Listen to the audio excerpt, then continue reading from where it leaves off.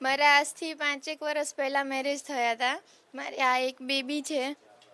એ વારે ઘડીએ દહેજની માંગણી કરતો હતો કે મારે તારા બાપ જોડે બહુ પૈસા છે, પૈસા મંગાવ, આટલા લાખ મંગાવ, 4 વ્હીલર ગાડી મંગાવ, એમ વારે ઘડીએ કે જ કરતો હતો મને. તમને પણ કંઈક માર માર્યો છે એવી વાત હતી, અને જે ફોટો પણ હતો એ શું છે આખું ઘટનાક્રમ, અને કેવી રીતે તમને ત્રાસ આપવામાં આવતો હતો? આ ફોટો છે જે મને માર્યો છે એનો. અને મારે એટલા માટે કે એણે પહેલાં મને મારા જોડે મેરેજ કર્યા અને હું 8 મહિને પ્રેગ્નેન્ટ હતી ને એને બીજા મેરેજ કર્યા. એટલે હું અહીંયા પિયરમાં રોકાવા માટે આવી હતી ત્યારે મને એનું મેરેજ સર્ટી મળે છે. મને જાણ જ નહોતી કે એણે બીજા મેરેજ કર્યા છે. પછી મારે ત્યારે આ બેબી આવી પણ નહોતી, હું 8 મહિના પ્રેગ્નેન્ટ હતી. અને આ મારી છે મને હમણાં 5-1 મહિના પહેલા. આ મારી છે કેટલા વખત પહેલા તમને મારે? આ મહિના પહેલાનો છે, 20 જ દિવસ થયા છે. અને એણે આ ફોટો ડિલીટ પણ કરાવી નખાયો આખા ઘરનાએ, કે જાણ ના થાય મારા મમ્મી પપ્પાને અને ખબર ના પડે કે મને કેવી મારી છે. તો આખરે એ પછી અહીંયા કેમ આવ્યા હતા અને શેના માટે અહીંયા આવ્યા મને લઈ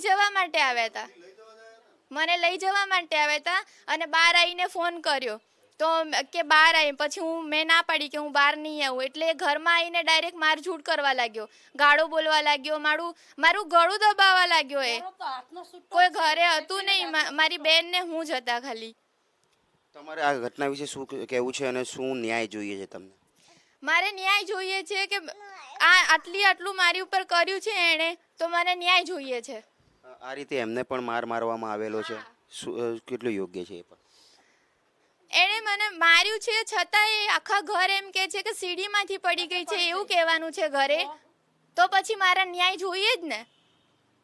તમારા બેન શું કહેવું છે આખી જે આ ઘટના બની છે અને તમારી દીકરીને જે આ રીતના સહન કરવું પડે છે? અમને મારી એમને બરાબર, પછી એમને કોઈને મેલાય તો નહીં.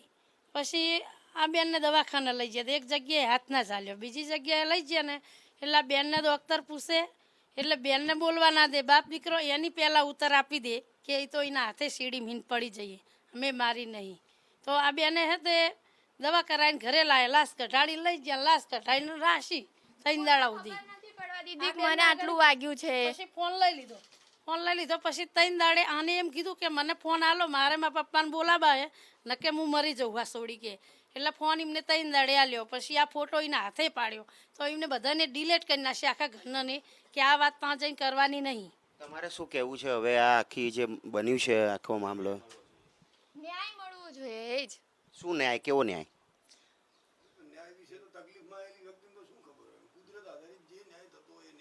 હા, બસ એ જોઈએ મારે.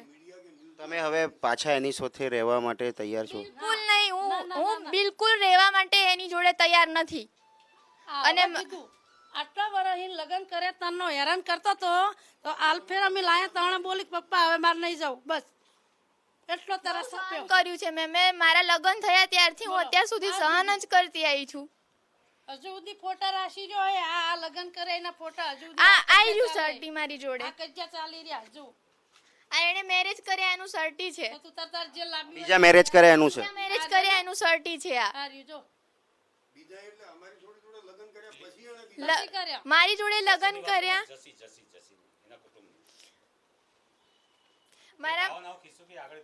મારા સગા મોટા સસરાના છોકરાની વહુને ફરીથી એક બેબી છે અને ફરીથી એ પ્રેગ્નેન્ટ હતી. એનું જાતિ પરીક્ષણ કરાયું અને એની બધી નસ કપાઈ નખાઈ. તમે પણ આ 5-1 મહિના પ્રેગ્નેન્ટ હતા જ્યારે આ ઘટના બની હતી અને ત્યારે ગર્ભપાત કરવો પડ્યો તો એવું કંઈક થયું હતું?